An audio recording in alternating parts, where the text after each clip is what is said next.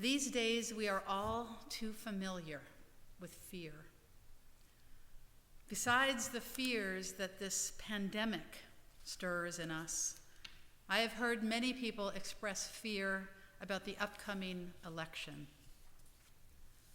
Some people fear what will happen if the candidate they support does not win. Some fear that the election will be stolen by the other side. And some fear that there will be violence in the wake of this election. These are understandable fears, and I have felt these fears at times. And that may be one of the reasons that I decided to stand in line for well over 2 hours to vote on the first day of early voting. I wanted to make sure that I could vote, but that wasn't the only reason.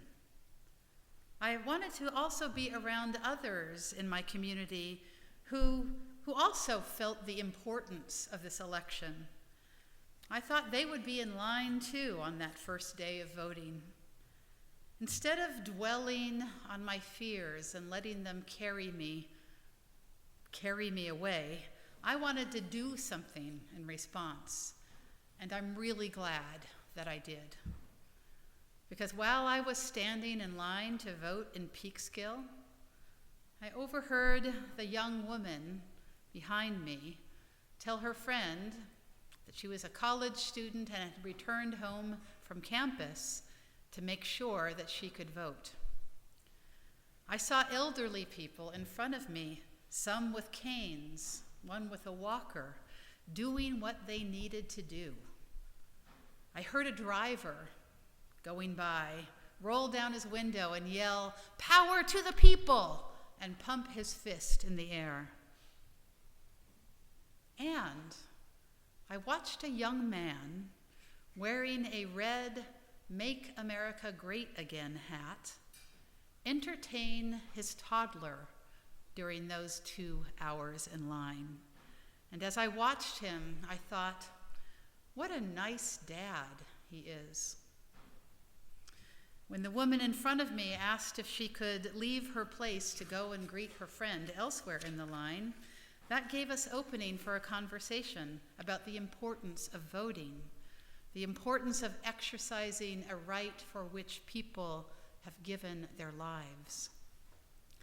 And not to my surprise, I saw people from Temple Israel in line too. One of them had traveled with our congregational civil rights tour a couple of years ago, and she took from her pocket the rock that she picked up from the ground in Selma, Alabama, at the spot where Martin Luther King stood with John Lewis and other leaders before they marched over the Edmund Pettus Bridge in support of voting rights for Black Americans. The 2 hours spent waiting in line to vote really reduced my fear about the election. It reminded me that I am not alone, and that there are many good people in this world. People, whether or not they agree with me or don't agree with me, there are many good people. There will always be things to fear, and that is the nature of the world in which we live. But we have a responsibility to remind ourselves that there will also always be ways that we can act against our fears. Not necessarily with incantations and amulets, as our ancestors did, but with faith. With faith that what we do each day matters to the people around us. I have that faith, and I pray that you do too. It is fitting to close my words tonight with words attributed to Nachman of Bratslav. Kol ha'olam kulo gesher tsar ma'od. The whole world is like a narrow bridge. V'ha'ikar lo lefached klal. But the most important thing is not to be overwhelmed by fear.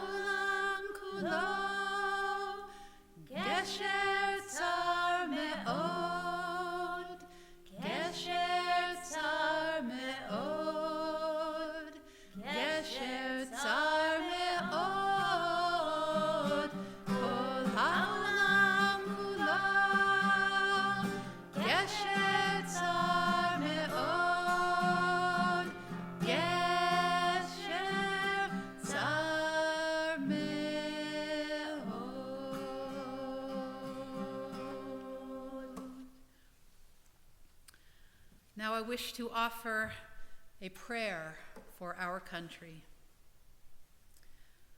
God of holiness, we hear your message. Justice, justice you shall pursue. God of freedom, we hear your charge. Proclaim liberty throughout the land.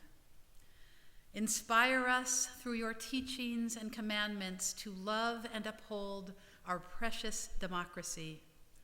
Let every citizen take responsibility for the rights and freedoms we cherish.